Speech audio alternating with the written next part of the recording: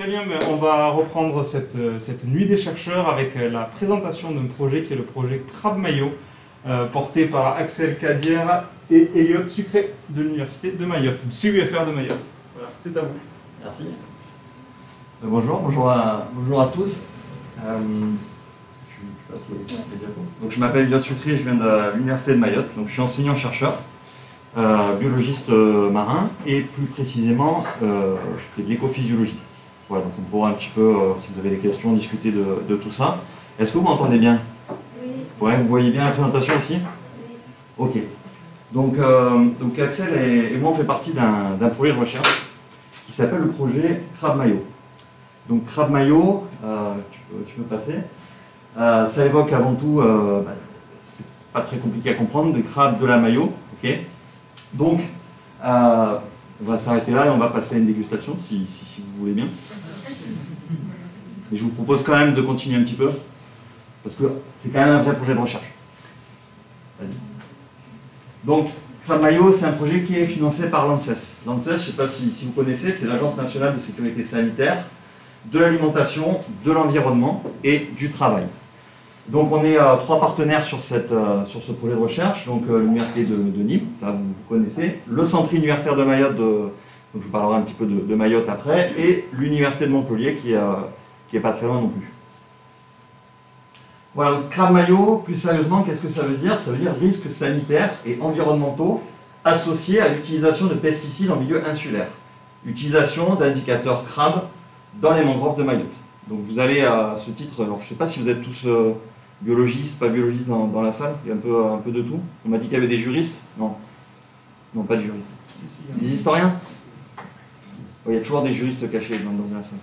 Ouais, c'est normal. Donc voilà, ce titre peut paraître abstrait pour certains, peut-être que pour les biologistes ça vous parle un petit peu. Et bien vous allez voir qu'on va essayer de décortiquer ça et puis de voir un petit peu plus de points sur ces fameux crabes. Vas-y, tu peux. Voilà, donc l'île de Mayotte. L'île de Mayotte, vous voyez la carte en bas à droite de l'écran, à gauche de l'écran plutôt. C'est donc une île qui est située entre Madagascar et l'Afrique du Sud. Okay, c'est donc une toute petite île, 376 km². Donc je pense que vous savez tous que c'est un département, ça fait partie des départements d'outre-mer, comme la Guadeloupe, la Martinique, la Guyane, etc. Donc la particularité de cette île, c'est son lagon. Ça c'est la première particularité. Vous verrez que c'est pas la seule et c'est pas celle qui nous intéresse aujourd'hui. Donc il y a un lagon qui est immense, okay, entouré d'une barrière de corail. Donc cette barrière, elle fait 200 km, c'est un des plus grands lagons du monde. Et par contre, on a aussi une particularité qui est la mangrove. Vous avez une photo ici de mangrove. Je vais vous expliquer ce que c'est que la mangrove aussi. Ça représente 623 hectares, c'est-à-dire plus de 30% du littoral. Okay, donc c'est quand même très important cette surface à l'échelle de l'île. Et vous verrez que cette mangrove elle a une importance toute particulière dans un territoire comme Mayotte. Donc pourquoi est-ce qu'elle a une importance toute particulière? Déjà, il faut que je vous parle du contexte. Contexte très particulier, très contraint à Mayotte. Donc petit territoire, extrêmement peuplé. Vous voyez, 279 000 habitants, un petit peu plus. C'est extrêmement conséquent. Ça vous fait 743 habitants par kilomètre carré, c'est-à-dire la plus forte densité de population d'outre-mer et aussi le plus fort taux de fécondité. Donc vous avez peut-être suivi un petit peu aux infos, sur les réseaux sociaux, peu importe ce qui se passe à Mayotte. C'est une île qui est où il y a pas mal de problématiques, notamment liées à cette démographie qui est extrêmement importante.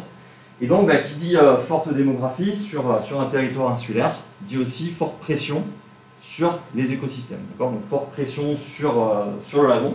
Donc on parle de pression anthropique liée à l'activité humaine. Quelques chiffres que je peux vous donner également. 85% des maisons ne sont pas raccordées au système de traitement des eaux usées. Donc il faut imaginer que toutes ces eaux usées vont directement dans les rivières et vont ensuite potentiellement se retrouver dans le lagon. Voilà, donc là vous avez le nombre d'habitants au kilomètre carré, donc vous voyez qu'il y a des zones qui sont quand même hyper peuplées, surtout au niveau de la capitale. Ok, donc je vous ai dit qu'on allait se focaliser sur les mangroves. Donc, pourquoi les mangroves? Pourquoi ces écosystèmes? Donc c'est des écosystèmes qu'on trouve que au niveau tropical et subtropical. Et ils ont une première particularité, c'est qu'ils sont à l'interface entre la terre et la mer. Voilà, je ne sais pas si vous connaissez ces mangroves, mais c'est des forêts, donc on dit que ce sont des forêts amphibies. C'est-à-dire que quand on est dans une zone où il y a un balancement de marée, une partie de la journée, elles vont se retrouver au sec, et une partie de la journée, vous avez de l'eau de mer qui va venir s'infiltrer.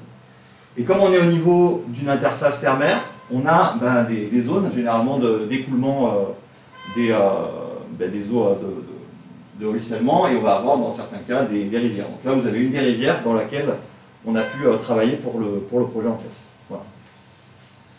Pourquoi s'intéresser aux mangroves? Parce que ces mangroves, en fait, jouent plusieurs rôles et ont des fonctions écologiques extrêmement importantes à l'échelle d'un territoire comme Mayotte. Quand je parle de fonctions écologiques, je peux parler de stockage des nutriments, par exemple. C'est-à-dire qu'il faut imaginer que ces mangroves, c'est un petit peu comme un filtre. Je vous ai dit tout à l'heure qu'il y avait des problèmes d'assainissement. Les eaux usées, elles arrivent dans les mangroves et elles vont être piégées, notamment par les palétuviers qui vont pouvoir utiliser certains nutriments. D'accord, je simplifie énormément. C'est considéré aussi comme un puits de carbone, puisqu'on est là aussi on a une très très forte productivité végétale dans cet écosystème. Protection de l'érosion côtière, c'est-à-dire que c'est des zones, on peut dire que c'est des zones tampons. Ces mangroves, elles sont vraiment à l'interface entre la terre et la mer. Derrière la mangrove, généralement, vous avez un village. Et donc, quand on a un tsunami, alors ça c'est hyper rare, mais à Mayotte, on a quand même régulièrement des cyclones. Et là, vous avez, si vous n'avez pas ce type d'écosystème, si vous n'avez pas ces mangroves, en fait, les vagues vont aller directement taper à proximité des villages. Donc on va avoir des phénomènes d'inondation, etc. Et on le voit dans les régions où ces mangroves ont disparu, et on se retrouve avec beaucoup plus de problèmes liés à la montée des eaux, liés aux vagues, etc. Voilà, donc on a vu stockage des nutriments, puits de carbone, protection contre l'érosion, protection contre les tempêtes également, refuge pour la biodiversité. Là, on a une biodiversité qui n'est pas extrêmement importante par rapport à ce qu'on peut avoir dans le lagon, mais en revanche, on a des espèces qui ne sont présentes qu'au niveau des mangroves. Okay, donc si on perd cet habitat, on va perdre forcément un certain nombre d'espèces. C'est aussi une zone qu'on considère comme une nurserie pour pas mal d'espèces de poissons. C'est-à-dire que les juvéniles de poissons vont être à l'abri des prédateurs dans ces mangroves. Ils vont pouvoir trouver des aliments qui vont bien. Et c'est aussi, donc pour certaines populations, c'est pas vraiment le cas à Mayotte, mais une ressource notamment en bois. Donc, par exemple, au Mozambique, qui est un pays qui est juste en face, sans mangroves, ils auraient énormément de mal à se fournir en bois pour toutes les utilisations qu'ils peuvent avoir. Et puis, une ressource alimentaire, parce qu'il y a beaucoup de pêche aux poissons, et puis pêche aux crabes. Donc, on parlera des crabes tout à l'heure. On peut continuer. Voilà, donc, quelles sont les menaces, finalement, de l'anthropisation sur ces mangroves? Vous avez deux photos ici qui illustrent un petit peu vraiment le face-à-face qu'on va avoir entre l'anthropisation et ces mangroves. Vous voyez ici, là on est vraiment en bordure de village. On a un bidonville avec des eaux usées, vous voyez, des eaux stagnantes, parce qu'il n'y a pas de station d'épuration, il n'y a pas de fosse septique. Là on est vraiment sur un bidonville. Et vous avez l'eau qui va directement se retrouver au niveau des mangroves. Là c'est un petit peu la même chose avec aussi des macro-déchets. Et donc ces mangroves, elles sont vraiment extrêmement importantes pour filtrer toutes ces eaux usées, d'accord, et avoir des eaux qui arrivent dans le lagon qui sont un petit peu plus propres. Et donc toute la faune qui est présente dans les mangroves va donc être potentiellement impactée par à la fois des macro-déchets, des eaux usées, et puis vous avez aussi les coupes de bois qui peuvent avoir lieu de la déforestation dans certains endroits. Voilà. Aujourd'hui, on va se concentrer sur un autre type de menace, si j'ose dire, qu'on pourrait potentiellement avoir dans les mangroves. Je dis potentiellement, parce que justement, ça fait partie de notre projet de quantifier et de qualifier cette menace. Cette menace, c'est les pesticides issus de l'agriculture. À Mayotte, c'est vraiment une agriculture qui est en plein développement, d'accord. Et comme beaucoup de choses à Mayotte, ça part un petit peu dans tous les sens. En gros, vous avez des agriculteurs qui sont des gens qui n'ont aucune formation, qui n'ont pas eu forcément de formation avec leurs parents, et qui donc n'ont pas de formation non plus CAP ou autre, ou lycée agricole, qui souvent sont issus de l'immigration des Comores, qui sont des îles qui sont juste à côté. Donc il y a énormément de problématiques d'immigration. Et donc, il y a pas mal d'agriculteurs qui sont comoriens, donc ça c'est pas un problème en soi, bien sûr que non, mais le problème c'est que très souvent ils arrivent avec des engrais et des pesticides issus de Chine qui rentrent sur le territoire français par les Comores notamment, ou par Madagascar, et qui sont des produits qui sont interdits par l'Union européenne. Donc les produits sont utilisés avec donc aucune connaissance théorique et sont utilisés pas forcément à bon escient au niveau des périodes de l'année et avec des doses très souvent qui sont au-delà de ce qui serait pratiqué habituellement. Pour faire simple, ce qu'on a l'habitude de dire, c'est que tous les engrais qui sont invendus, inutilisables, finissent à Mayotte, d'accord, et donc potentiellement se retrouvent, pas les engrais, pardon, tous les pesticides, se retrouvent potentiellement dans les écosystèmes naturels. Et il y a aujourd'hui très peu de données, et donc nous, de nos objectifs, c'est donc de voir si on peut retrouver ces types de contaminants, donc ces pesticides, au niveau des mangroves, donc qui sont des écosystèmes d'intérêt très fort à Mayotte et plus largement dans les contextes tropicaux ou subtropicaux. Axel, tu veux dire un mot sur le... C'est ça tu continue. Ok. Continue, je prendrai après. D'accord. Donc voilà, donc ces pesticides, s'il y en a qui connaissent un petit peu cette problématique, les pesticides, c'est des molécules donc, qui servent à lutter contre tout un tas d'organismes. Très souvent, ça sert à lutter contre les insectes, c'est ce qu'on appelle les insecticides. Et une grosse problématique avec les insecticides, c'est que effectivement, les molécules insecticides vont être néfastes pour les insectes, mais vous avez aussi des crustacés, qui sont des organismes très proches au niveau, qui sont des organismes assez proches au niveau de la physiologie des insectes, d'accord. Et donc, c'est les produits qui, grosso modo, les produits qui sont nocifs pour les insectes sont aussi nocifs pour les crustacés, d'accord. Et il y a une telle diversité de pesticides que lorsqu'on fait des analyses chimiques pour les détecter, il faut avoir derrière une grosse machinerie, il faut avoir des gens extrêmement compétents, et on n'a pas forcément ces compétences à Mayotte, d'où l'importance d'avoir des projets comme le projet qu'on vous présente aujourd'hui pour essayer d'identifier ces différentes molécules. Voilà, donc les trois grandes questions de Crabe Mayo, c'est quelles molécules, quand et où, c'est-à-dire essayer d'avoir un catalogue des molécules, donc pesticides, qu'on va retrouver au niveau des mangroves, quand, c'est-à-dire à quelle période de l'année on va retrouver ces molécules, est-ce qu'on retrouve plus de pesticides en été ou en hiver, sachant qu'à Mayotte on a deux saisons très différentes. Deuxième question, est-ce que ces molécules sont bioaccumulées par des organismes consommés par l'homme? Donc il y a des crabes qui sont consommés par l'homme comme des poissons, mais on nous se concentre sur les crabes. Et est-ce qu'il y a un risque sanitaire associé à cette problématique? En gros, est-ce que les personnes qui consomment des crabes prennent un risque ou non? Et ça va dépendre des doses de pesticides et du type de pesticides qu'on va potentiellement retrouver dans les crabes. Et enfin, est-ce qu'il y a un impact sur le fonctionnement de la mangrove? Ça, je vous expliquerai un petit peu tout à l'heure. Mais si on s'intéresse spécifiquement à certaines espèces, notamment certaines espèces de crabes, on peut avoir quelques indices qui nous permettent de voir s'il y a des impacts sur le fonctionnement de l'écosystème dans son ensemble. C'est un petit peu plus compliqué que ça, mais c'est ça l'idée générale. Donc, qu'est-ce qu'on fait en fait pour aller détecter les pesticides et comment on s'y prend? Et bien concrètement, la première chose à faire, c'est aller se rendre sur les différentes parties de l'île où en fait l'eau peut être contaminée. Donc l'eau elle peut être contaminée soit dans les rivières qui sont souvent, si je dis une bêtise, utilisées à proximité des cultures pour les irriguer, ou alors directement on peut aller prélever dans les mangroves, et dans les mangroves, on peut soit prélever dans le cours d'eau, soit les prélever dans des piézomètres qui ont été placés dans les mangroves directement. Donc là, vous avez deux illustrations. Donc on va aller prélever de l'eau, et une fois qu'on a prélevé cette eau, il faut qu'on puisse en fait aller chercher les molécules. Oui, c'est un petit précision.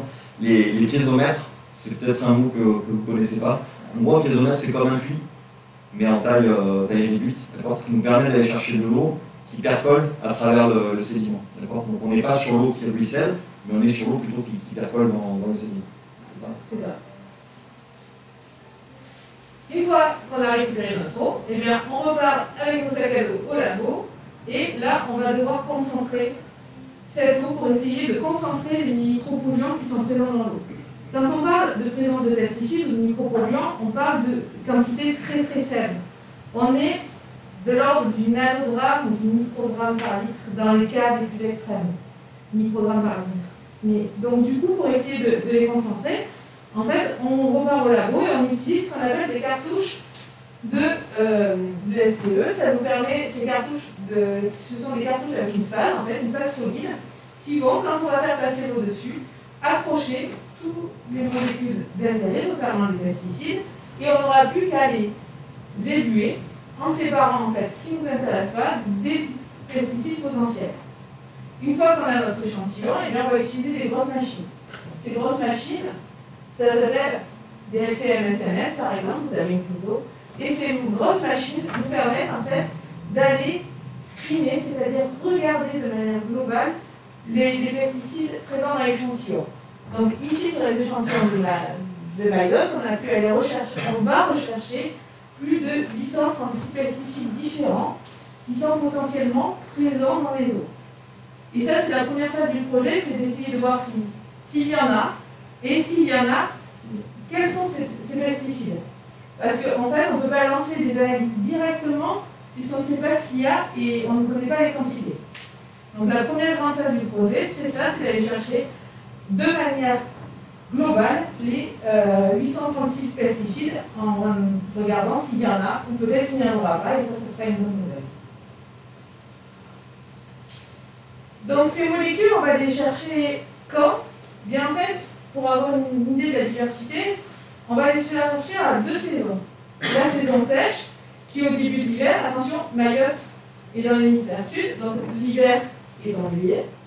Et ensuite, on ira la chercher en saison humide, c'est-à-dire au niveau de novembre-décembre. Pourquoi est-ce qu'on s'intéresse à ces 2 périodes?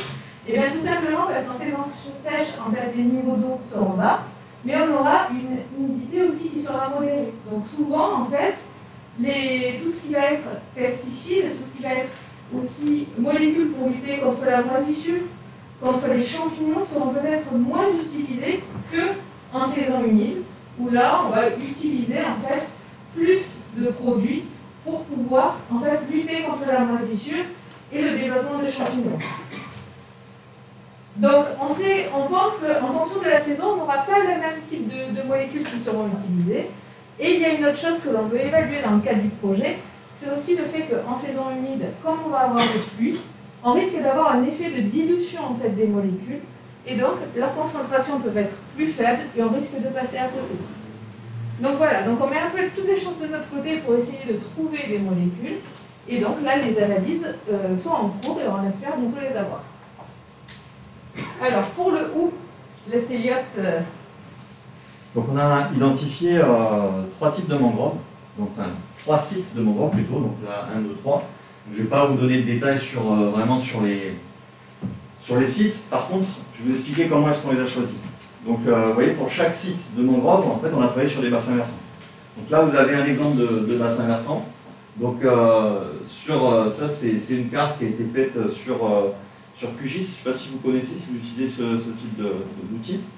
Donc c'est une collègue géographe qui est aussi post-doctorante maintenant sur le projet, qui donc nous a fait une cartographie des parcelles agricoles. Okay, donc ça c'est les données issues de l'hygiène, mais pas que, c'est plus où est-ce qu'elle a trouvé ça, donc RPG 2018. Donc elle pourrait nous expliquer, mais grosso modo les parcelles, donc les exploitants de parcelles sont obligés de déclarer les cultures qu'ils mettent en place dessus. Okay. Donc à Mayotte c'est assez parcellaire, on n'a pas énormément d'informations. Donc elle a pu à la fois voir qu'est-ce qu'on avait comme culture déclarée, donc c'est toutes ces couleurs-là, et quelles étaient les cultures non déclarées. Okay. Donc culture déclarée généralement c'est plutôt des cultures qui sont gérées par des exploitants, donc très souvent des maraîchers qui sont formés, qui ont les compétences pour utiliser certains produits phytosanitaires au bon moment, en théorie. Et tout ce qui est culture non déclarée, donc là, elle les a repérés sur des images satellites à partir de parcelles. Un champ de tomates, ça se connaît assez bien parce qu'on voit vraiment des rangées. Enfin, quand je dis des tomates, il n'y a pas que des tomates, il y a des tomates, il y a des concombres, il y a de la salade, il y a plein de trucs. Mais on reconnaît, on voit que ce n'est pas du tout une organisation de la flore sauvage, mais que c'est vraiment quelque chose qui correspond à des cultures. Donc, quand on a le postulat de départ qu'on a fait, c'est lorsqu'on a des cultures non déclarées, c'est donc les observations qu'on a fait sur le terrain, c'est que c'est toujours du maraîchage, et c'est vraiment le maraîchage à Mayotte qui utilise beaucoup de pesticides. Donc, vous voyez ce bassin versant là, par exemple, on a repéré qu'on avait beaucoup de parcelles non déclarées, donc potentiellement beaucoup de maraîchage. Et donc c'est une mangrove qu'on a classée comme une mangrove plutôt, on va dire, à risque, ou plutôt à forte probabilité de présence de pesticides. Vous voyez, la mangrove, elle est ici. Donc là, il y a la mer. Hein. La mangrove, elle est juste ici. Et donc en blanc, vous avez les points de prélèvement qu'on a fait pour la chimie. Donc il y a des points de prélèvement au niveau de la rivière qui se jette dans la mangrove. Il y a des points de prélèvement dans la mangrove. Il y a un point de prélèvement ici qui se fait dans le village. Et on a fait aussi un point témoin qui se situe ici, c'est-à-dire très proche de la source. Donc là, on est au-dessus des cultures. Ça veut dire que là, si on trouve des pesticides, c'est qu'on a une contamination de nos échantillons et qu'il y a un truc pas normal qui s'est produit. Vous voyez, donc ça, c'est un exemple de site, donc un exemple de bassin versant potentiellement à risque pour les pesticides. Et on a aussi choisi un site où on a quasiment pas de maraîchage, donc un bassin versant sans maraîchage, avec une mangrove qui nous servira de mangrove plutôt témoin, d'accord, pour nos analyses. Voilà, donc vous voyez trois bassins versants et 3 niveaux de pression. Quand je parle de pression, je parle de pression anthropique et donc de pression, je pourrais dire de pression agricole même, avec suspicion d'utilisation de pesticides. Ok, donc maintenant je vais vous parler du la deuxième question qu'on s'est posée. C'était donc, est-ce qu'on a bioaccumulation dans des organismes vivants et est-ce qu'on a un risque sanitaire associé à cette bioaccumulation? Et donc là, on a choisi de se concentrer sur une espèce qui est le Scylla serrata. Vous voyez, c'est une grosse espèce de crabe qui ressemble un peu au tourteau qu'on va disséquer tout à l'heure. Et c'est des crabes qui sont assez consommés à Mayotte, qui sont hyper bons d'ailleurs, il faut le dire. Meilleurs que les tourteaux même. Et qui sont donc qui vivent dans la base et donc qui sont potentiellement exposés à des concentrations de pesticides. Donc l'idée c'est de voir s'ils sont capables de bioaccumuler. Je peux passer. Ouais. Donc la bioaccumulation, tu veux en dire? Ouais. Donc qu'est-ce que c'est la bioaccumulation? Mais je vous ai dit, dans l'eau, on va avoir de très faibles concentrations des micropolluants. Mais ces micropolluants, en fait, ils sont compris dans l'eau, et dans l'eau va rentrer en fait, on va avoir en fait une entrée de ces micropolluants à un moment donné dans la chaîne alimentaire. Et à mesure en fait qu'ils vont rentrer dans la chaîne alimentaire, ils vont pouvoir se bioaccumuler. Cette bioaccumulation dépend souvent de leurs propriétés physico-chimiques. Certains en fait, entre guillemets, aiment les substances grasses. Vous en avez entendu parler. Notamment avec des problématiques qu'il y a eu sur l'accumulation de certains composés comme les œstrogènes dans les poissons. Donc certains composés vont avoir tendance à s'accumuler, d'autres moins. Et en fait, en passant dans la chaîne alimentaire, plus ils vont passer dans la chaîne alimentaire, plus on va retrouver des concentrations qui vont augmenter. Et donc, quand on va passer sur des espèces comme le crabe qui ont des tailles conséquentes, eh bien qu'est-ce qui va se passer? Eh bien en fait, on risque d'avoir des concentrations à l'intérieur de pesticides qui dépassent les normes et qui peuvent là poser un problème pour la santé. Donc c'est pas parce que dans l'eau on va trouver de très très faibles quantités que dans les sources en fait d'alimentation on n'aura pas des quantités plus problématiques. Donc c'est ça qu'il faut aller chercher et c'est pour ça qu'on va d'abord screener dans l'eau pour voir si on a des choses et ensuite on ira quantifier dans les crabes s'ils ont ou non bioaccumulé des pesticides. Voilà, donc une façon de travailler ici, c'est de faire ce qu'on appelle du caging. Donc la question, c'est est-ce qu'on retrouve des contaminants accumulés dans la chair des crabes qui sont consommés? Donc, caging, ça vous évoque quoi? C'est un terme anglais utilisé pour ça. Qu'est-ce qu'il y a dans ce mot? Pour le début du mot, ça vaut CAG. Cage, d'accord. Donc, tu peux passer. Donc on n'est pas là sur la cage du hamster, hein. On est sur du caging. On va piéger des crabes en fait dans le sédiment. Je suis désolé pour le hamster, mais il est trop mignon, je peux pas. Je suis tombé dessus, une passion comme ça. Donc nos crabes, on les a mis dans des cages. Pareil pour la cage, je me rappelle mon enfance. Donc on les a placés, enfin on va les placer, parce qu'on a encore fait ça. On va les placer dans des cages qui sont moins belles que celle-ci. Ensuite, tu peux enchaîner. On va aller les placer dans la rivière avec un collègue un peu bizarre. C'est un truc avec son doigt, je sais pas. En fait, là, il avait déposé un capteur passif. Je vous raconte l'histoire parce que c'est quand même un peu bizarre. Il n'est pas malade, il va bien. Mais en gros, on a en plus des analyses d'eau, on a aussi les capteurs passifs. C'est des petites membranes avec à l'intérieur des poudres qui piègent les contaminants. Okay, donc on n'en a pas parlé là parce que c'est encore une autre histoire. Mais c'est une autre façon de chercher les contaminants dans l'eau.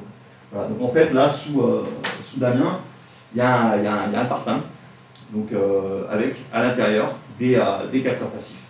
Pourquoi est-ce qu'on est obligé d'utiliser des parpaings? C'est parce qu'à Mayotte, on se fait voler beaucoup de choses. Et normalement, on les met dans des jolis petits supports en métal. Mais les petits supports en métal, à Mayotte, ça peut servir à plein de choses. Surtout que c'est de l'inox, donc ça disparaît potentiellement assez. Voilà, donc là, en gros, il s'était mis là pour la photo. C'est tout bête, mais l'eau elle est hyper turbide. Donc pour aller retrouver notre parpaing au milieu de la rivière, ces rivières, je vous garantis qu'elles ne sont pas très propres. Il n'y en a pas qu'un des parpaings. Donc avec le point GPS plus un maximum de photos, on arrive à retrouver les endroits où on a mis nos capteurs passifs, d'accord, donc nos petits échantillonneurs qui captent le problème. Voilà. Ensuite, donc une fois que les crabes ont été mis dans les cages, que les cages ont été mis dans la rivière, on attend 3 semaines. Donc nos crabes, finalement, fonctionnent un petit peu comme des capteurs passifs, c'est-à-dire que nos crabes vont être figés, d'accord. Donc ils sont vivants dans les cages, il n'y a pas de problème, 3 semaines, on peut même leur mettre un peu de nourriture, mais les crabes, c'est des organismes qui sont quand même habitués à jeûner pendant très longtemps, ils ne vont pas se nourrir tous les jours, surtout des crabes carnivores comme ceux-là. Et donc pendant 3 semaines, ils vont être exposés aux sédiments, aux flux d'eau, d'accord, toujours au même endroit. Donc on sait exactement quelles sont les contraintes abiotiques qu'ils vont subir. Au bout de 3 semaines, on récupère les cages. Et donc là, c'est là où Axel entre en jeu à nouveau. On va à nouveau chercher quels sont les contaminants qu'on va avoir dans la chair de ces crabes. Donc ces contaminants, on peut les chercher au niveau de plusieurs organes, au niveau du muscle par exemple, hein, dans les pinces, ou au niveau d'un organe qu'on appelle l'hépatopancréas, qui est une espèce de mélange entre le foie, le pancréas et le tube digestif. Donc tout à l'heure, on va regarder un petit peu ensemble le crabe si vous voulez, on va faire une dissection, et je vous montrerai un petit peu les organes où on peut retrouver les différents types de contaminants. Voilà, et donc à partir de là, c'est là où on dit il y a un risque sanitaire ou pas, est-ce qu'on peut manger ces crabes, est-ce qu'il y a un danger ou pas à le faire. Voilà. Donc on a parlé, pour resituer, le premier axe c'était, premier objectif, où sont les contaminants, est-ce qu'il y a des contaminants, combien il y en a, quel type, et à quel endroit on les trouve. Deuxième type c'était, est-ce que ces contaminants peuvent être accumulés, deuxième objectif, est-ce que ces contaminants peuvent être accumulés dans des organismes consommés. Okay. Et troisième objectif, qui est un petit peu plus compliqué à comprendre, c'est est-ce que ces contaminants peuvent avoir un impact sur d'autres types de crabes, qu'on appelle les crabes ingénieurs, et vous verrez que ça peut avoir un impact plus global. Donc je vais d'abord vous parler des crabes ingénieurs, parce que ce sera un impact sur le fonctionnement de la membrane. Donc les crabes ingénieurs, c'est pas tous les crabes. Donc en réalité on dit que ce sont certaines espèces de crabes sont considérées comme des espèces ingénieurs. Le terme d'espèce ingénieur, je ne sais pas si vous avez déjà entendu parler de ça, si vous orientez vers l'écologie, si vous faites un master d'écologie, vous en entendrez parler des espèces ingénieurs. Ce sont des espèces, grosso modo, qui ont une influence sur l'écosystème très importante. D'accord ? Toutes les espèces n'ont pas la même influence sur l'écosystème, notamment sur l'habitat. Les crabes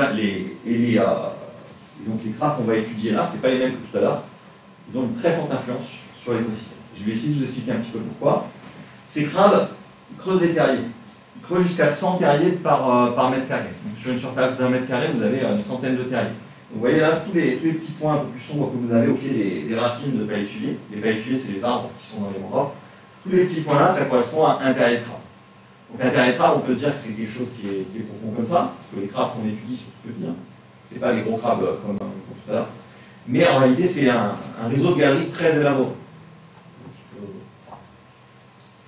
Vous voyez, donc si on a un profil de mangrove comme ça, tout ce qui est, tous les interstices blancs, là, ça correspond à des terriers de crabes.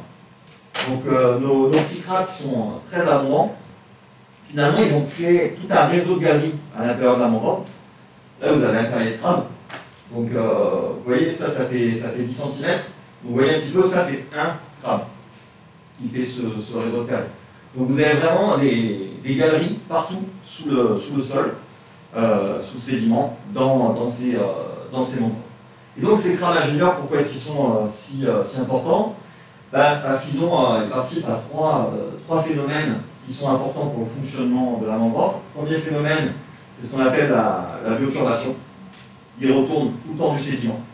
En faisant cette bioturbation, ils vont enterrer des feuilles, par exemple. Donc ils vont ramener de la matière organique. Ils vont ramener de la matière organique à l'intérieur du sédiment. Troisième chose, ils vont permettre l'infiltration des eaux de surface. Donc là, je reviens sur un concept dont je vous ai parlé un petit peu au début. Je vous ai dit qu'il y avait une problématique d'eau usée. Okay, je vous ai dit qu'il n'y a pas de station d'épuration, c'est la Mayotte, ça part dans tous les sens. Les eaux usées, elles arrivent où? Directement dans les rivières. Okay, donc vous avez les eaux usées qui descendent directement entre les palétuviers, dans les rivières comme nous disions tout à l'heure.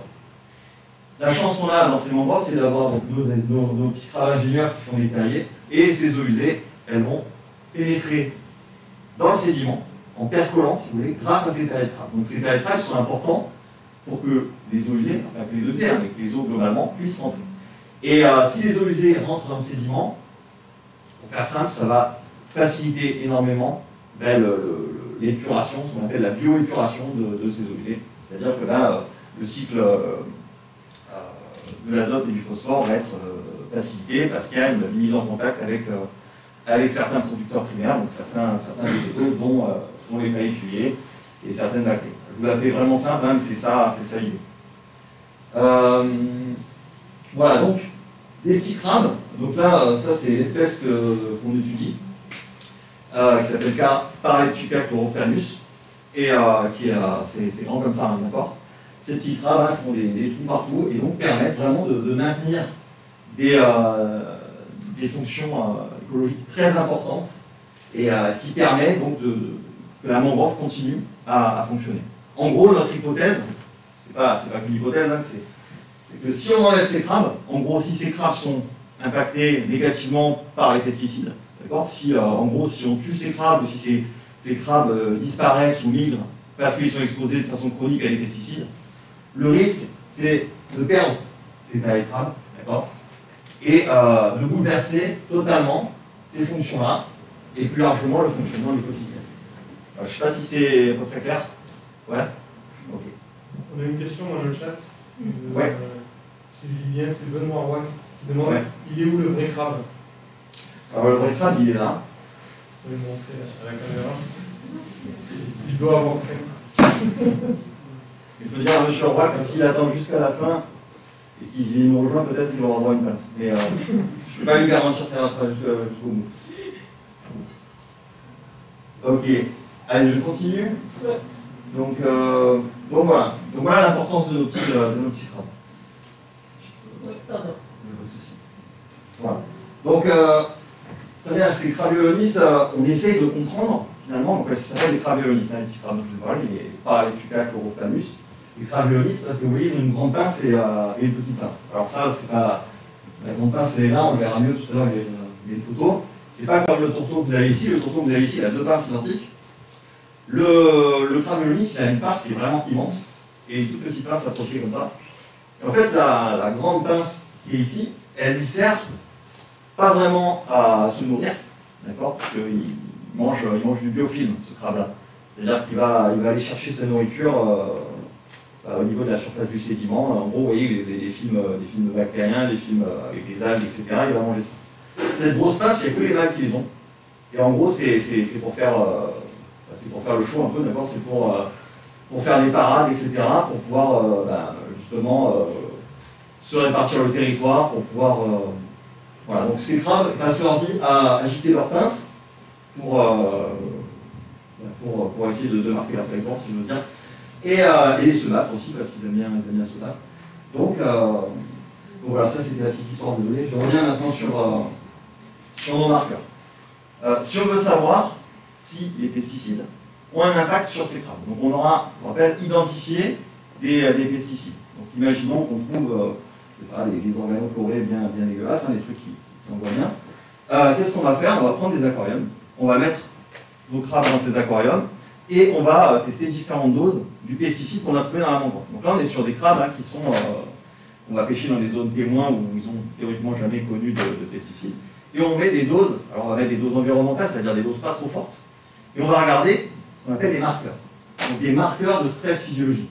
Okay, et ces marqueurs de stress physiologique, en quelque sorte, ils nous donnent une indication de l'état de santé de l'organisme, donc de l'état de santé de nos crabes, et de leur capacité à assurer leur rôle d'ingénieur de l'écosystème. En gros, ça va être on va faire des tests qui nous permettent de voir si le crabe il est en bonne santé ou en mauvaise santé. S'il est en bonne santé, on considère qu'il est capable d'assurer son rôle dans l'écosystème, il est capable de creuser ses terriers, il est capable d'enfouir les feuilles, il est capable de retourner la terre, etc. Et puis s'il est mal en point, s'il n'est pas en forme, il va rester prostré dans son terrier, voire il va fuir son terrier, et donc c'est là où on peut commencer à avoir, avec des faibles doses de contaminants, si oui ou non, on a un bouleversement potentiel, d'accord, si oui ou non on peut avoir un bouleversement écologique au niveau de notre communauté de crabes. Voilà, vas-y, tu peux continuer. Vous voyez cette capacité, donc cet état de santé, qui est témoin de la capacité à assurer le rôle d'ingénieur, c'est lui qui va nous permettre de comprendre si on peut avoir un maintien du fonctionnement de l'écosystème ou non. Là, je fais des gros raccourcis, je vous garantis que c'est beaucoup plus compliqué que ça, mais disons que nous, on apporte des petites briques pour un mur qui est quand même extrêmement complexe. Vas-y. Voilà, donc je ne remets pas trop, je vous fais juste 3 types de marqueurs, parce que c'est un petit peu mon dada, les marqueurs physiologiques, de stress physiologique. Le premier, c'est la mesure de respiration. Ça, c'est le test à l'effort. Vous avez déjà fait un test à l'effort? Bon, il n'y a pas vraiment d'effort là, mais on regarde juste la consommation d'oxygène. On les stresse un petit peu volontairement, d'accord? Donc on les met dans des boîtes, nos petits crabes. Vous voyez, les boîtes, là, c'est des boîtes qui sont utilisées pour les tests urinaires ou tests de sel, je sais pas quoi. Et donc ces petites boîtes, ils sont reliées à un système de circulation d'eau. Vous avez de l'eau qui rentre d'un côté, qui sort de l'autre côté.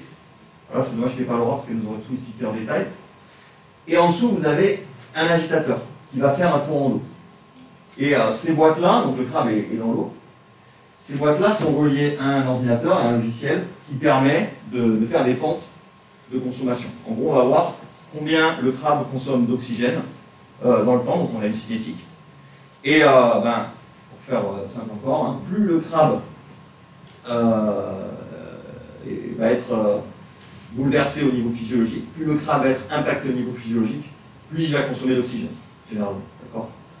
En gros, quand vous avez entendu parler un petit peu des complexes, des concepts d'homéostasie, voilà, le crabe, à partir du moment où la balance est déséquilibrée, où le crabe commence à plus arriver à gérer grand-chose au niveau du fonctionnement de son organisme, et bien, il est obligé de consommer beaucoup d'oxygène pour produire beaucoup d'énergie pour contrebalancer les effets délétères des contaminants. Voilà, donc ça c'est des mesures de respiration et ça nous permet d'avoir un instant T, un flash sur l'état de santé de nos crabes. Deuxième marqueur de stress physiologique un petit peu sympa, c'est l'étude du comportement des crabes. Alors, ce que vous avez là, on appelle ça des arènes de comportement. Les arènes de comportement, c'est donc, vous avez c'est des boîtes. Vous imaginez les boîtes, les petites boîtes, ces trucs qu'on a achetés chez Castorama, ça c'est des boîtes en plastique. Dans ces boîtes, on positionne des crabes. On a une caméra, elle est reliée à un logiciel, et au-dessus des boîtes, donc là c'est les boîtes vues d'au-dessus. Donc vous avez 1, 2, 3, 4 boîtes.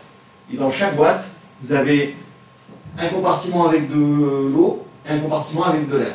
Okay, donc quand je dis un compartiment avec de l'eau et un compartiment avec de l'air, c'est imaginez, c'est comme s'il y avait une pente dans l'aquarium, et le crabe a le choix d'aller dans l'air ou d'aller dans l'eau. D'accord, il peut faire des allers-retours entre l'air et l'eau. Ça, c'est un des tests de comportement qu'on fait. Et donc, on va faire 4 arènes. Ça va être notre arène témoin, par exemple. Ici, on va avoir une arène avec une dose de contaminant, donc par exemple notre organochloré, hein, si on trouve ça, avec une faible concentration. Ici, une concentration un petit peu plus forte. Et ici, une concentration encore plus forte. Et on va faire plein de réplicas comme ça. Et on va filmer les crabes pendant un temps qui est à définir. Donc, souvent, on les filme pendant 24 heures. Okay. Et qu'est-ce qu'on regarde? On regarde si le crabe choisit d'aller plutôt dans l'eau ou plutôt dans l'air. Et combien de temps il passe dans l'eau, combien de temps il passe dans l'air. On regarde la vitesse de déplacement du crabe. On regarde aussi donc, la vitesse de déplacement, mais aussi la vitesse à laquelle il va bouger ses pattes, qui peuvent témoigner aussi d'un stress, d'accord. Donc, pareil, j'essaie de faire un petit peu ça, mais il y a tout un tas de paramètres qui peuvent être enregistrés par ces caméras et ces systèmes d'acquisition vidéo, de traitement de vidéo. Donc, en gros, ce logiciel va nous donner, sur 24 heures, le nombre de centimètres ou de mètres parcourus par le crabe. On parle dans les crabes qui sont dans les différentes conditions. Il va nous dire si le crabe il a préféré aller dans l'eau ou dans l'air, ou s'il s'est placé à l'interface entre les deux. Il va nous dire si le crabe a bougé très vite ses pattes. Il va nous dire si le crabe est resté beaucoup dans les coins ou pas beaucoup dans les coins. Et tout ça, ça va nous donner des informations, là aussi, sur son état de santé, et aussi s'il fuit le contaminant ou s'il ne fuit pas le contaminant. Vous imaginez un petit peu un crabe qui serait dans le milieu naturel, plongé dans les eaux usées. Est-ce qu'il fait le choix de rester dans les eaux usées, dans les eaux riches en pesticides, ou est-ce qu'il sort? Qu'est-ce qui se passe? S'il reste dans les eaux riches en pesticides, potentiellement, il va devoir lutter pour survivre, d'accord? Parce qu'il va être... les pesticides, ça va pas lui faire du bien. Il a aussi le choix de sortir. Qu'est-ce qui se passe s'il sort? S'il sort dehors, vous avez des oiseaux, vous avez des rats, vous avez des humains, vous avez tout un tas de trucs qui attendent qu'une chose, c'est le manger. D'accord? Donc tout ça, c'est des espèces d'indicateurs qu'on essaie de prendre en compte pour comprendre un petit peu plus globalement le fonctionnement de l'écosystème. Voilà, tu peux continuer. Voilà. La dernière chose dont je vais vous parler, c'est de l'histopathologie. L'histopathologie, donc histologie, vous connaissez, l'étude des tissus. On prélève des branchies de crabe. Je pourrais vous montrer les branchies aussi tout à l'heure, si vous ne connaissez pas. Peut-être que vous avez déjà fait des dissection de crabe, je ne sais pas. D'ailleurs, comme on est un peu obsédé par les crabes, on en fait en L1, mais bon, c'est pas partout. Et oui, ces branchies, on va les prélever. On va faire des dissections, on va les fixer, on va les couper, et on va les colorer. Et on va mesurer des paramètres dessus. Là, par exemple, on mesure l'épaisseur de l'épithélium. L'épaisseur de l'épithélium, ça va nous donner une information. Donc, vous voyez, là, à plusieurs niveaux de la branchie, c'est une branchie, on mesure des épaisseurs d'épithélium. Et ça va nous donner des informations entre, par exemple, deux conditions différentes. Est-ce que l'épithélium s'est épaissi, pas épaissi? Et souvent, un épithélium qui s'épaissit, ça peut être le signe d'un crabe qui essaye de lutter, qui essaye d'augmenter son imperméabilité, qui essaye d'éviter d'être envahi par l'eau qui possède le contaminant. Vous voyez, il essaye d'étanchéifier son contaminant, son épithélium. Parce que ce que je ne vous ai pas dit, c'est que les branchies, c'est donc une interface entre l'eau et le sang. Donc c'est un endroit où, qui va être utilisé par le crabe pour respirer, mais aussi pour excréter tout un tas de choses, pour osmoréguler aussi. Osmorégulation, vous connaissez un peu? Osmorégulation, c'est la régulation hydrominérale, donc du sel dans le sang. Et donc c'est vraiment par là que vont rentrer les contaminants. C'est là que vont rentrer les pesticides ou les métabolites des pesticides. Donc c'est là qu'on va faire, c'est ce site-là qu'on peut faire étudier quand on fait de l'histopathologie. Voilà, on a presque fini. Alors pas le projet malheureusement, le projet ne fait que débuter, heureusement d'ailleurs, parce que sinon c'est vraiment la bourre. Donc en juillet 2021, on a fait la première campagne d'échantillonnage de l'eau en saison sèche. Donc on a prélevé dans le piézomètre, on a récupéré l'eau, on a mis les capteurs passifs. Aujourd'hui les échantillons ils sont presque finis d'analyser. En octobre 2021, donc on aura les premiers résultats. Donc on pourra peut-être dire, il y a un contaminant qui ressort, ou deux, ou trois. J'espère qu'il n'y en aura pas. Mais au fond de moi, s'il n'y en a pas, je suis un petit peu mal parce que le projet est fini. Il y aura toujours des choses à trouver. Si on ne trouve rien, c'est que vraiment On a mal prélevé. Vraiment, on a mal prélevé, on a mal analysé. Mais... Voilà, donc je dis ça parce que tu vois, il y a des tests qui ont été faits au niveau des fruits et légumes, et on a des taux de certains contaminants qui sont extrêmement forts dans ces fruits, complètement hors normes. D'accord, c'est des taux qui n'existent même pas ici en France métropolitaine. C'est ça un petit peu qui a alarmé la population par rapport à cette problématique. Voilà, en mars 2021, donc on va faire le caging, donc on va placer nos petits crabes dans les cages. Et en avril 2021, c'est là où on va attaquer les manips dont je viens de vous parler, pour regarder l'état de santé de nos crabes en floraison sur les espèces ingénieuses, voilà, qui ont un fort impact dans le fonctionnement de l'écosystème. Voilà, c'est nos Avec le 20 mars, c'est la 21. 22. C'est la Ah oui. Ah ouais. Ouais, ben on Ouais, recommence sinon, la ligne. ouais. En fait, on recommence. C'est pas faute de cette formulation. Oh. Ah ouais, donc tu... On peut faire ça. Voilà, je vais quand même finir en vous montrant le crabe parce qu'il est, quand même assez canon. Enfin, voilà, moi j'aime beaucoup. Et donc là, c'est donc notre espèce de crabe ingénieur qui est en train de creuser. Voilà. Donc je merci d'avoir écouté toutes mes histoires de crabe. J'espère que je ne vous ai pas trop saoulé. Et si vous avez des questions, bah, bien sûr, vous êtes les bienvenus, je serai heureux d'y répondre. Et puis après, il paraît qu'il y a un groupe qui est spécialiste en mayonnaise qui va faire quelque chose. Et je pourrais vous montrer, si ça vous intéresse, avant de manger pour ceux qui veulent, je ne sais pas si on a le droit de manger du crabe ou pas, mais au moins les tissus, les organes sur lesquels on travaille, et essayer de vous expliquer grosso modo comment fonctionne un crabe. Voilà. On peut le manger, il vient des Halles ce matin. Ouais, il est nickel, il vient des Halles, Vous voulez qu'on procède à la dissection tout de suite? Oui, c'est cuit. Oui, il est mort, il est cuit, il était acheté déjà cuit d'ailleurs, là si vous voulez tout savoir.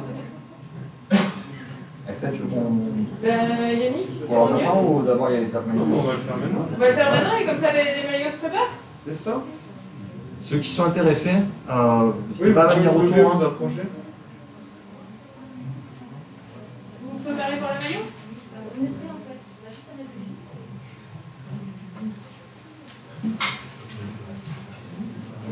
Alors.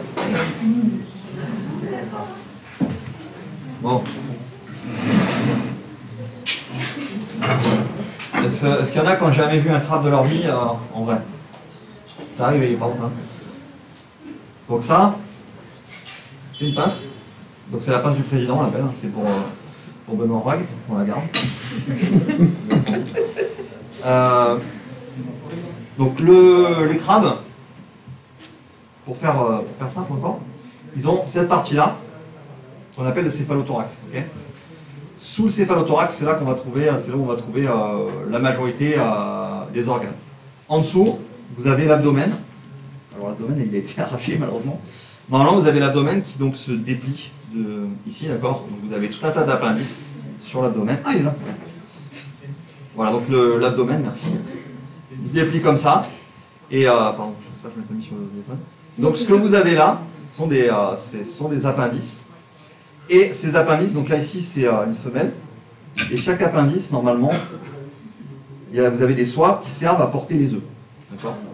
Donc en fait, garde sous l'abdomen les œufs au niveau des soies avant de les libérer. Ensuite, les œufs sont pélagiques. Les œufs pélagiques, ça veut dire qu'ils dérivent avec le courant. Ils vont se balader un petit peu partout et ils vont aller ensemencer différents endroits. C'est une stratégie, c'est-à-dire que les bébés crabes qui sortent de leur coquille d'œuf, si j'ose dire, ils ne vont pas être à côté de là où habitaient les parents. Grosso modo, ils sont exportés par les courants et ils peuvent se retrouver à plusieurs dizaines, voire centaines de kilomètres selon les espèces. Okay, donc c'est une stratégie. Voilà. Donc tout à l'heure, je vous ai dit qu'on cherchait les contaminants. Donc au niveau des pinces, c'est pas mal parce qu'il y a beaucoup de tissu à l'intérieur. Donc qui dit beaucoup de tissu dit on va pouvoir concentrer un petit peu la matière, mais on va surtout aller les chercher, ces contaminants, à l'intérieur du céphalothorax. On appelle ça le céphalothorax parce que c'est un mélange entre la tête et le thorax. Okay, donc on appelle ça céphalothorax. Alors ça fait longtemps que je n'ai pas mangé de tourteau. Les crabes ils sont grands comme ça, donc pour les ouvrir je fais comme ça, c'est facile. Ça va être un peu plus dur. Tu sais faire? Non. Alors, Je vais aller chercher des ustensiles si tu veux. Non, mais T'es sûr que tu veux pas un truc? Désolé pour ton téléphone, après. Ils sont au premier rang. Désolé aussi. Ça s'est bien passé. Vous voyez, c'est une dissection tout en douceur. Voilà. Donc là, j'ai détaché le céphalothorax de l'abdomen. Et donc, vous avez ici, vous voyez ces petites plumes qu'on voit là, ça c'est les branchies. En fait, l'eau va rentrer au niveau des branchies, ici, d'accord, entre les pinces et la base du céphalothorax. Donc, vont passer dans les branchies et ils vont circuler ici. Donc, vous voyez un animal comme ça, donc c'est un animal qui possède une cuticule, donc la carapace du crabe. La carapace, c'est quasiment étanche, d'accord. Donc, tous les contaminants, soit ils sont piégés dans la cuticule, alors ça, généralement, pour nous, c'est pas trop dangereux parce qu'on ne mange pas la carapace, soit ils rentrent par les branchies, donc là, ils vont se retrouver dans la circulation générale de l'animal, ou ils vont ensuite, dans certains cas, pouvoir s'accumuler dans les tissus. Donc si ça passe par le sang, potentiellement, ça va se retrouver dans le muscle, hein, donc dans les pinces de crabe, entre autres. Autre voie d'entrée des pesticides, d'après vous? Non, c'est bon. Est-ce que vous avez une idée d'où peuvent rentrer? Donc je vous ai dit, donc la peau, c'est pas une voie d'entrée. Donc la peau, c'est pas la peau, mais la carapace, la cuticule, c'est pas un point d'entrée. Les branchies, c'est un gros point d'entrée parce qu'il y a des échanges. Donc à chaque fois que vous avez un échangeur, potentiellement vous avez des choses qui rentrent. Donc là, vous avez les contaminants. Où est-ce qu'il y a d'autres échangeurs dans un crabe? Voilà, dans la nourriture. Vous avez donc un autre endroit, un autre système d'échange très développé au niveau du tube digestif. D'accord? Le tube digestif, je vous rappelle, hein, ça sert à quoi? Ça sert à faire rentrer des nutriments dans la circulation générale aussi. Donc au niveau de ce tube digestif, il est particulier, ce tube digestif chez les crustacés.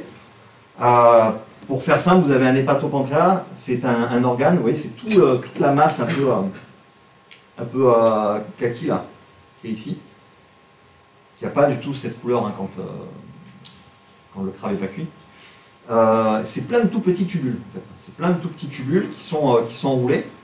Et ces petits tubules servent justement à digérer, mais aussi à gérer les déchets. Comment dire, vous savez que chez nous, l'excrétion, on stocke les déchets, on stocke certains déchets dans le foie. Vous avez déjà entendu ça? Oui, c'est un peu pareil au niveau de l'hépatopancréas. Donc l'hépatopancréas, ce tissu-là, c'est super bon. Je vous déconseille de le manger si vous avez des doutes sur votre crabe, parce que c'est là où on va trouver potentiellement pas mal de contaminants. Okay, je dis bien potentiellement, parce que c'est plus compliqué que ça. Et puis ensuite, vous avez en rouge ici les gonades. Rouge rosé là. Donc les gonades, c'est l'appareil reproducteur. Donc là, vous voyez, c'est rouge, donc ça confirme que c'est une femelle. J'ai eu un petit doute tout à l'heure parce que je ne connais pas bien cette espèce-là, mais donc j'ai eu bon. Et donc là, vous avez les ovocytes qui sont en train de se former. Donc là encore, hein, si le crabe n'était pas cuit, ça aurait été peut-être plus joli, mais je ne vous l'aurais pas ouvert comme ça. Hein. Ça aurait été beaucoup plus long à disséquer s'il n'avait pas été cuit. Voilà, hein, grosso modo, ce qu'on peut dire rapidement sur ce crabe. Du coup, dans le projet, tu ouvriras les crabes et voilà. Tu m'enverras les hépatopancréas. Voilà, donc dans le projet, j'ouvrirai les crabes, j'enverrai les hépatopancréas. Et s'il n'y a rien, je mangerai les crabes derrière. C'est ça? Ouais. Tu m'attends quand même? Ouais. Ok. J'ai un très bon collègue qui travaille sur les langoustes. C'est encore mieux. Je vais peut-être changer de projet. Et en plus, il ne travaille pas sur les pesticides, donc c'est doublement mieux. Voilà, donc je ne sais pas si vous avez des questions, sincèrement, je suis là pour y répondre. Ouais. Mais avant que ça touche l'être vivant, ouais. Avant, vous faites des études au niveau bactérien sur par rapport aux pesticides. Est-ce que, au niveau de la biodiversité, ouais. Les bactéries sont impactées et par la suite, est-ce qu'elles par la suite elles peuvent entre guillemets impacter les crabes et toutes les espèces qui y vivent? Alors ce que tu veux dire, c'est que les bactéries pourraient accumuler déjà certains pesticides, ouais, c'est ça? C'est ça. Et ensuite rentrer. Alors ça c'est une bonne question, mais ça va dépendre un petit peu de la chaîne alimentaire que tu vois, tu comprends, c'est plutôt les bactéries. Hein. Mais potentiellement, ça peut être les bactéries, si elles accumulent, je ne sais pas si ça peut accumuler une bactérie, ça pourrait être une bonne voie d'entrée chez les crabes comme lui, En fait, qui mangent du biofilm, qui mangent des bactéries en gros. Ouais, on va le retrouver plutôt dans la chaîne alimentaire sur les premières étapes en fait de la chaîne trophique, mais c'est pas là où on va trouver le principal. C'est pas là où on va les chercher parce que déjà en termes de quantité, on n'arrivera jamais à extraire en fait en termes de bioaccumulation sur les bactéries. On pourra aller sur des biofilms s'ils sont vraiment gros, Ouais.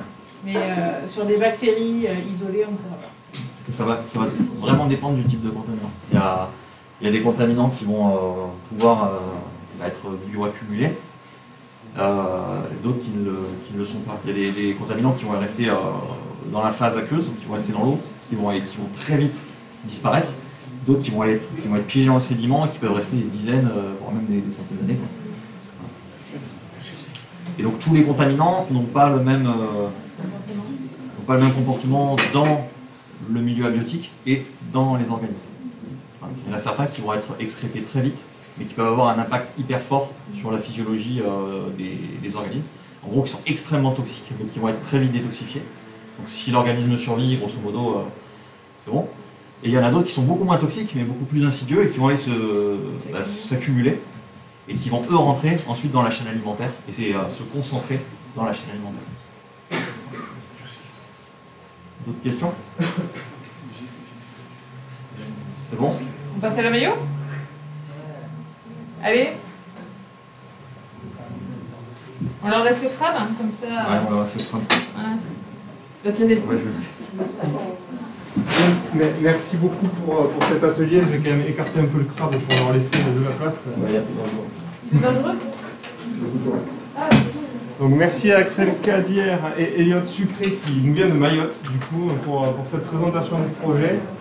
Et donc maintenant on reçoit nos étudiants. Merci beaucoup.